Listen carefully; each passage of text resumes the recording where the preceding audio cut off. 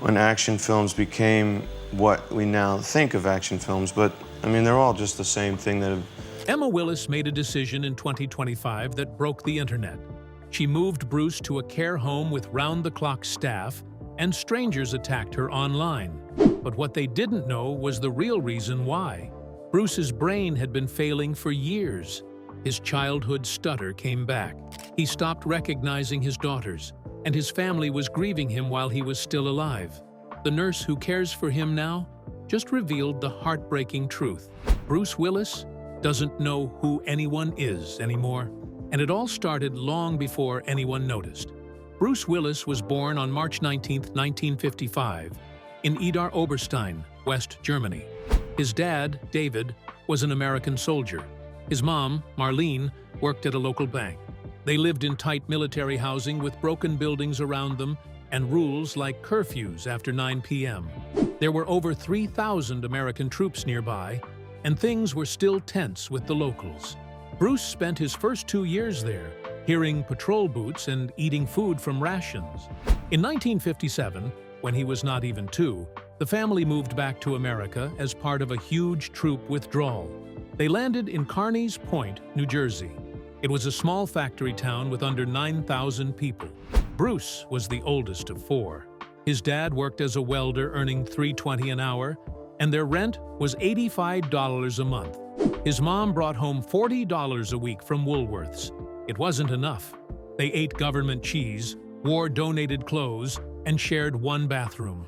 When his dad got laid off in '67, they survived on $48 a week in unemployment.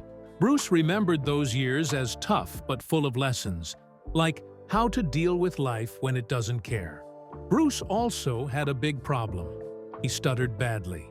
Talking felt like choking on his own words. Kids called him Buck. He stayed quiet in class and ate alone. Everything changed in 1970 when his teacher told him to try drama club. On stage, his stutter vanished. No one really knew why, but it worked. He dove in, he acted in 12 plays by the time he graduated, and little by little, the stutter faded. He still has traces of it even now. After high school in 1973, jobs were hard to find. The economy was bad. Bruce became a security guard at a nuclear plant for $4.50 an hour, getting exposed to radiation while walking the fence. Then he drove a shuttle bus at a chemical plant, where the air stung his lungs. He blamed those years for his later breathing problems. He bartended, loaded beer trucks, did whatever he could, sometimes making $6.80 an hour if he was lucky. These jobs weren't glamorous, but they were real. They stuck to his bones and showed up later in every tough guy role he played. Then came one of the strangest jobs. In 1975, Bruce became a private investigator in Philadelphia. He followed people, snapped photos, and knocked on doors in bad neighborhoods to serve legal papers. One time, he tracked someone across 3 states for 72 hours straight. He got good at disappearing into crowds. It paid $280 a week, and he saved enough to start college in 1976 at Montclair State. He only lasted about a year. In 1977, after a scout saw him in a play, Bruce left school 3 credits short with $1 and $100 in his pocket and a dream bigger than any diploma. He moved to Hell's Kitchen in New York with just $200. He got a bartending job and started calling himself Bruno. He worked double shifts, slept on couches, and poured free drinks to win over regulars. He wasn't just slinging liquor, he was watching people, practicing charm, testing timing. He saved money for speech therapy and kept auditioning. Every night behind the bar was another scene. In 1980, he got a small part in a Frank Sinatra movie, The First Deadly Sin. It should have been a big break. It turned into a disaster. Bruce stuttered on set and couldn't get through his lines. Sinatra waited patiently at first, but Bruce was fired after just 1 day. He was crushed, but that shame pushed him harder. He paid for more therapy and swore he'd never choke like that again. In 1984, he landed a role on Miami Vice playing a violent arms dealer. He was intense, too intense. He fought with the director so badly that producers had to step in to keep him from being banned from TV. The role showed what he could do, but also that he had a temper. It was a warning, and a spotlight rolled into one. The next year, he starred in the Twilight Zone episode Shatterday. It was just him and a voice on the phone, no co-stars, no distractions. He crushed it. But behind the scenes, he was losing control. After a night of drinking, he nearly got arrested for causing a scene outside a bar. That moment scared him straight, at least for a while. In 1985, Bruce hit rock bottom. He went to more than 50 auditions and got turned down every time. He even slept in waiting rooms just to be the first in line. He missed out on big roles like Marty McFly in Back to the Future. Then, he got a Levi's jeans ad. One small break, one smile. That was all it took. It led to Moonlighting. He landed the lead by flirting with Sybil Shepherd in an elevator. She'd auditioned with 17 guys before him and felt nothing. Then Bruce walked in and sparks flew. But the show nearly collapsed. The director got fired after 6 days. Bruce couldn't handle long scripts. ABC thought he couldn't do it. The writers had to rewrite half the pilot just to keep things on track. But Bruce and Sybil had magic. That saved the show. The show exploded. By 1986, it had 19.5 million viewers a week. But behind the scenes, it was war. Bruce and Sybil fought constantly. Every argument turned into a shouting match. They hated walking farther than the other, so producers measured their trailer distance to make it fair. Fights got physical, briefcases were thrown, and when Bruce got more movie offers, he showed up late, and the drama got worse. Then, in May 1987, things blew up. Bruce threw a wild party in Hollywood. Neighbors called the cops. When police walked in, Bruce cursed at them, shoved them, and ended up injuring himself during the scuffle. He was arrested for battery. Charges were dropped, but his bad boy rep was set. That same year, on Moonlighting, David and Maddie finally hooked up on screen. 60 million people watched, but it backfired. The tension was gone. Viewers left. Bruce said it was real, but secretly he was tired of dealing with Sybil's demands. The show couldn't recover. Ratings crashed from 20 million to under 6 million. The last season was cut short. Some episodes cost $4 million to make. ABC gave up. On May 14, 1989, Moonlighting ended. In September 1988, during the shoot of Die Hard, Bruce Willis broke his ankle on the 12th take of a stairwell scene at Fox Plaza. Production stopped for 3 weeks, bleeding Fox Studios an extra $5.6 million and pushing the total budget to $33.6 million. Willis didn't take painkillers. He asked for buckets of ice between takes and kept shooting, limping through action scenes. That limp changed everything. The pain in his face, the winces, the glass scene, all real. Cinematographer Jean Debon redesigned 14 action sequences around that limp. Because of the delay, Willis missed appearances for his show Moonlighting and had to pay $200,000 in penalties. But the pain made McClane human, unlike any other action hero at the time. Before Bruce got the role, Die Hard was offered to Arnold Schwarzenegger, who turned it down after 20 script changes. Said the character was too weak. Bruce stepped in and changed everything. He ad-libbed nearly 60% of his lines. Yippee-ki-yay, motherfucker, was never in the script. It was pal. The glass explosion scene happened at 3:42 a.m. on October 8th, when a practical effect went wrong and singed his hair. He fought with the director for 45 minutes over safety, walked off, and didn't return until the stunt coordinator was replaced. He smoked 3 packs a day during filming. Not planned, just real stress showing through. And when his Brooklyn accent slipped out during emotional scenes, they kept it. It felt real. Die Hard got an R rating. Bill O'Reilly slammed the film on December 23, 1988, for glorifying terrorism. Just 2 days after the Lockerbie bombing, parent groups protested. Senator Bob Dole called out Hollywood for pushing violence. The Motion Picture Association nearly gave it an NC-17 for using the F word 67 times. Anti-smoking groups picketed theaters, because McClane smoked in 43 scenes, but none of it stopped the wave. The movie made $140.8 million in the US and $273.4 million globally. Bruce Willis walked away with $21.1 million thanks to his smart deal, $5 million upfront and 15% of gross after the film hit $50 million. When Die Hard 2 came around in 1990, Bruce asked for $10 million and got it, plus 20% of the gross. That made him the highest-paid action star then. He also got script approval, rejected 3 drafts before saying yes. The story drew from a real crash, TWA Flight 514 in 1974. During filming, his co-star Bonnie Bedelia found out her screen time was cut from 47 minutes to 23. She was furious. They didn't film together for 6 days in February. Willis also butted heads with director Rennie Harlin, wanting McClane to show more emotion. One stunt went badly wrong. A snowmobile chase injured stuntman Dick Warlock. The delay cost $2.3 million and pushed the release to December 1990. By 1995, Die Hard with a Vengeance made Bruce the highest-paid actor per film, $15 million plus 25% of back-end. During the Yankee Stadium helicopter stunt, he insisted on doing it himself. He got a concussion on August 14th while filming on a rooftop in Harlem. 3 days in the hospital cost the studio $1.2 million. He was drinking 2 bottles of wine a night, so they had to start filming at 6 a.m. to beat his hangovers.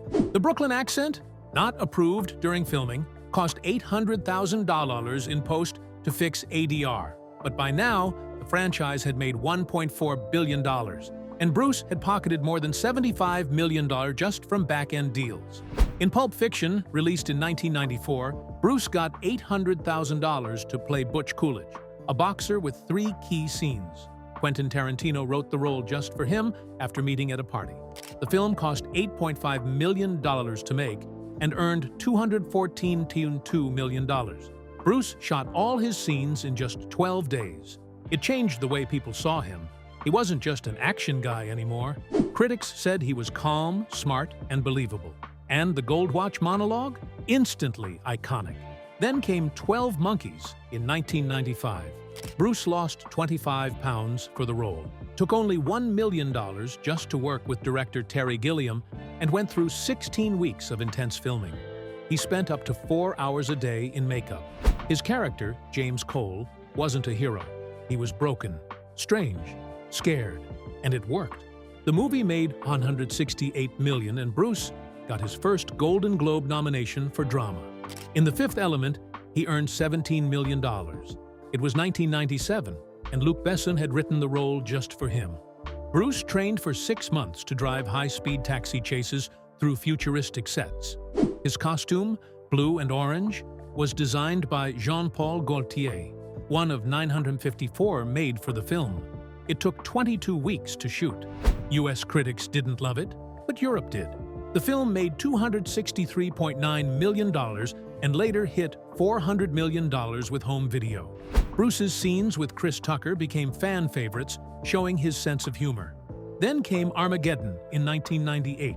Bruce got $20 million in back-end points. The movie made $553.7 million, becoming that year's biggest hit. Bruce trained with real oil drillers in Oklahoma. His goodbye scene to Liv Tyler's character was inspired by his real daughter, Rumor.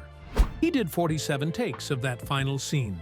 NASA criticized the movie's science, but later used it in training to teach what not to do. Ben Affleck later said Bruce mentored him on set and was incredibly generous. In The Jackal, 1997, he played the villain, rare for him. He made $12 million shot across Canada and the US. He trained with dialect coaches to master several accents. He and Richard Gere were both making over $10 million. Willis used disguises, fake IDs, remote weapons.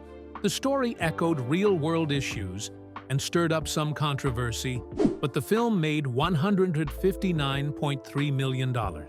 Then came the weirdest project, Hudson Hawk, in 1991. Bruce co-wrote it. He wanted to be a singing burglar. The movie cost $65 million but made only $17.2 million in the US. He paid $4 million out of pocket just for song rights. Critics tore it apart. Roger Ebert called it a traffic accident. Bruce lashed out, saying critics were too dumb to get it. His production company folded soon after. In The Last Boy Scout, Bruce choreographed violent scenes himself. One stadium bombing sent a stuntman to the hospital.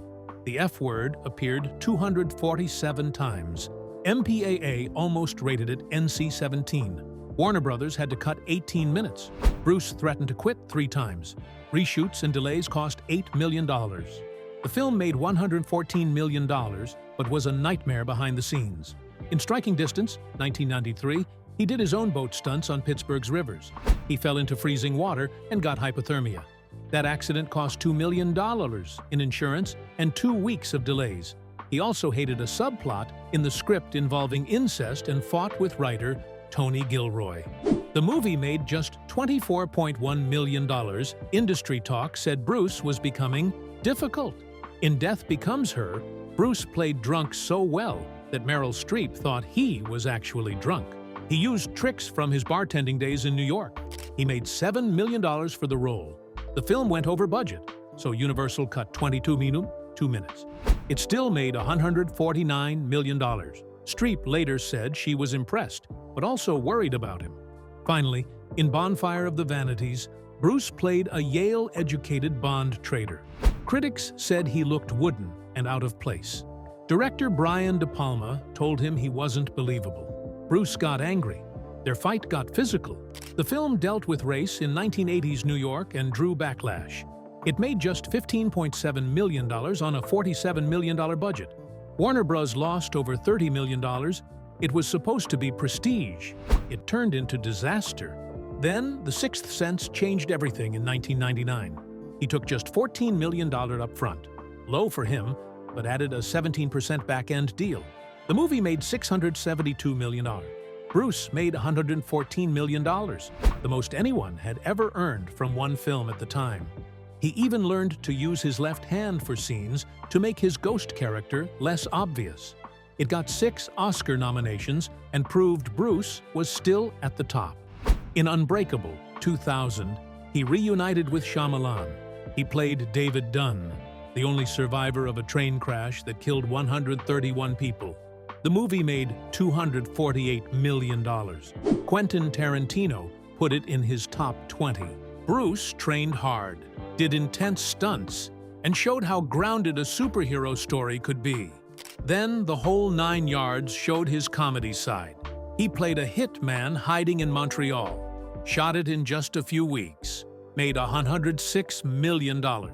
Critics loved the chemistry with Matthew Perry.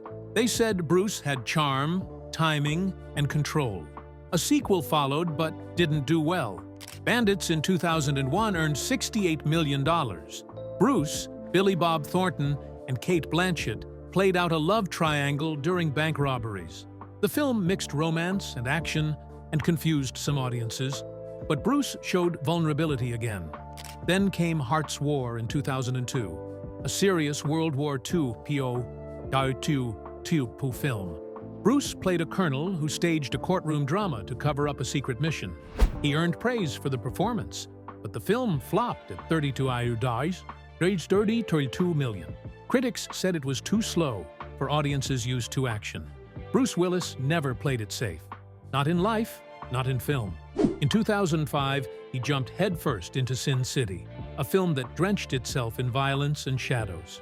It made $158 million worldwide, but behind the scenes, things weren't as slick.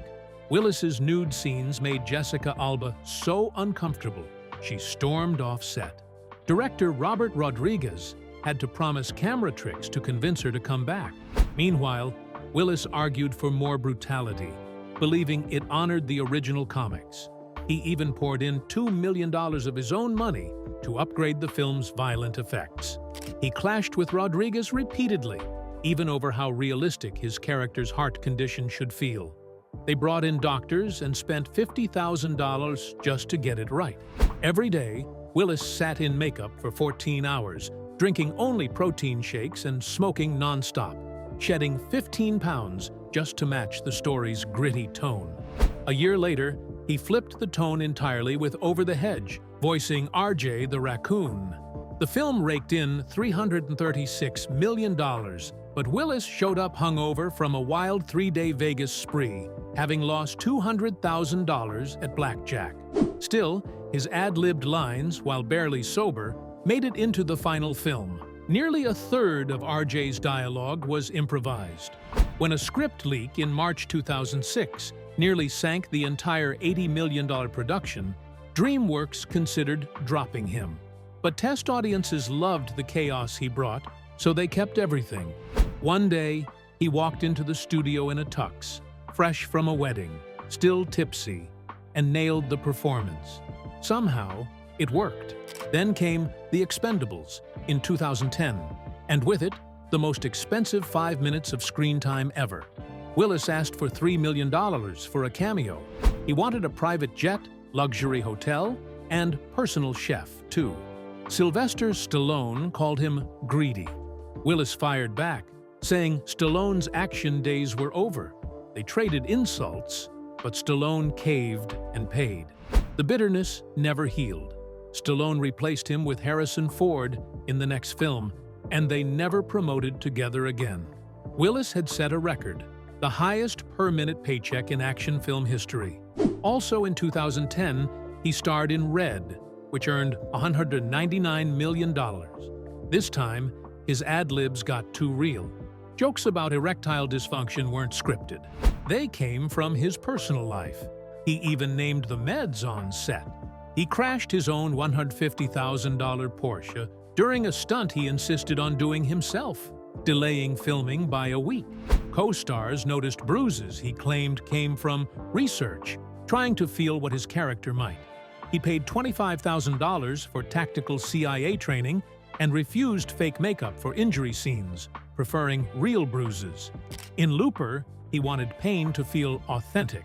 The $176 million hit became a nightmare behind the scenes.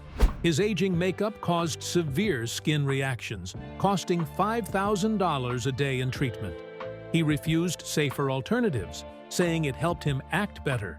He demanded rain-drenched fight scenes in freezing weather and hit Joseph Gordon-Levitt so hard during one take that the actor ended up in the hospital with a concussion. Willis apologized with a $10,000 vintage watch. He even hired physicists, spending $15,000 to understand time travel for real, and performed dangerous rooftop stunts without safety gear. Production had to pay $100,000 more in insurance. Outside of films, his personal life was no less intense. He married Demi Moore in 1987 after just 4 months. Soon after, he was caught with Kim Basinger while Moore was pregnant. He spent $50,000 on gifts for Basinger and was seen leaving her hotel at 3 a.m. At the 1988 Golden Globes, Moore confronted him. They tried marriage counseling twice a week at $200 per session, but his affairs didn't stop. By 1989, neighbors were calling the cops during their fights. They built a $100 million empire together, had 3 daughters, but by 1998, Willis admitted in therapy, secretly recorded and sold, that he had slept with 12 other women. Moore filed for divorce in 2000, asking for $40 million plus $5 million a year. The custody battle lasted 18 months, involved 47 court dates, and cost over $10 million in legal fees. He paid $3.2 million annually in child support. After years alone, he met Emma Hemming in 2007. He was 52, she was 29. People criticized the age gap, but he proposed with a $350,000 Tiffany ring in 2008. They married in 2009. Demi Moore attended as best person, and all 3 daughters were bridesmaids. They had 2 more girls, Mabel and Evelyn. In 2019, they renewed vows. Moore officiated. All 5 daughters participated. It cost $400,000 and shocked everyone. Somehow, the strange setup worked, but the cracks showed. Rumor went to rehab in 2015 after being found unconscious. Willis drove her himself to a Malibu facility, costing $80,000 a month. Scout followed in 2018 with prescription addiction. He paid for her $60,000 intervention, but couldn't attend. Tallulah later revealed an eating disorder so severe she weighed just 84 pounds. Willis confessed in an emotional interview that he missed 75% of their childhoods, birthdays, graduations, even first dates. At the height of his fame, he was home only 12 days a year. As his acting slowed, a new battle began. By 2014, he was drinking entire vodka bottles daily. Directors complained about slurred lines. In 2015, his 5 daughters staged an intervention. He vanished into a $500,000 Arizona rehab for 90 days. Projects collapsed. He lost $15 million in contracts, but recovery worked. He stayed sober. Glass 2019 brought him back, $12 million earned, and respect restored. In the final stretch of his career, Bruce Willis was still showing up on film sets, but something was deeply wrong. On the set of White Elephant in 2021, crew members noticed he couldn't remember his lines and needed an earpiece just to deliver simple dialogue. Some actors said he'd ask them why he was even there. Director Mike Burns was told to wrap all of Willis's scenes for Out of Death in one day. The screenwriter had to cut most of his lines at the last minute. No one outside those film sets knew it yet, but Bruce was slowly losing his ability to communicate. On March 30th, 2022, the world finally found out why. Aphasia had taken hold, ending his acting career. Behind the scenes, his family had been watching him fade for much longer. Emma Hemming Willis, his wife, said the first clues came in 2020. Bruce was quieter at family events, detached, cold almost. That wasn't him. Then something terrifying happened. His childhood stutter returned. It was like his brain was rewinding itself. In February 2023, the family shared the full truth. It was frontotemporal dementia, or FTD, a degenerative brain disease that usually hits people around the age of 56. A Mayo Clinic neurologist later confirmed that FTD affects language processing and interpretation, making it hard to even understand what others are saying. The thought that Bruce acted in over 20 films while struggling to comprehend words is devastating. By 2025, Emma confirmed that Bruce was still physically strong, but his words were slipping away completely. His brain is failing him, she told Diane Sawyer. He could walk, smile, even sit for photos, but the man behind the expressions was disappearing. The family had to invent new ways of communicating with him, ways that didn't rely on language. He sometimes recognized them. Other times, he didn't. That year, Emma made the heartbreaking call to move Bruce to a one-story care home with round-the-clock staff. She did it not just for him, but for their daughters, Mabel and Evelyn. He was getting sensitive to noise, and the house had become too much. In an interview with Vogue Australia, she said the girls were grieving their father while he was still alive. Bruce's older daughters, Rumer, Scout, and Tallulah, felt it too. Everyone missed him, even when he was in the room. Emma was criticized online for sending him away, but she fired back, reminding people how quick the world is to judge caregivers who live this reality daily. According to insiders, Bruce's condition was worsening. He had moments of light, especially around his children, but there were also times he didn't know who was in front of him. And while this was happening behind closed doors, Hollywood had its own reckoning to face. Between 2020 and 2022, Bruce had been featured in more than 20 low-budget action films. Emmett Furla Oasis and 308 Entertainment were the main production companies behind them. He was paid $2 million per film for just 2 days of work, sometimes delivering barely 15 minutes of screen time. These projects were dubbed geezer teasers, movies marketed around aging stars who barely appeared in them. Audiences felt tricked. The Golden Raspberry Awards even created a special category for Worst Bruce Willis Performance in a 2021 movie because there were 8 of them. The backlash forced the Razzies to withdraw the award once Bruce's diagnosis became public. Some critics called it elder abuse. The website Ethics Alarms laid it out plainly. This wasn't just about bad movies. It was about exploiting a man in decline, and those around him let it happen. Despite everything, Bruce Willis still leaves behind a towering legacy. He starred in more than 110 films. His movies have earned over $5 billion at the box office. He was John McClane in Die Hard, the boy's protector in The Sixth Sense, and even hit the music charts in the 80s with The Return of Bruno, which reached No. 14 on Billboard and went gold. He surprised Broadway audiences in 2015 with a performance in Misery, proving he wasn't just an action hero. But now, at age 70, he's a quiet figure in family photos, often staring off without recognition. Emma's upcoming memoir, The Unexpected Journey, promises to document the burden of caregiving, while the family continues to spread awareness about FTD.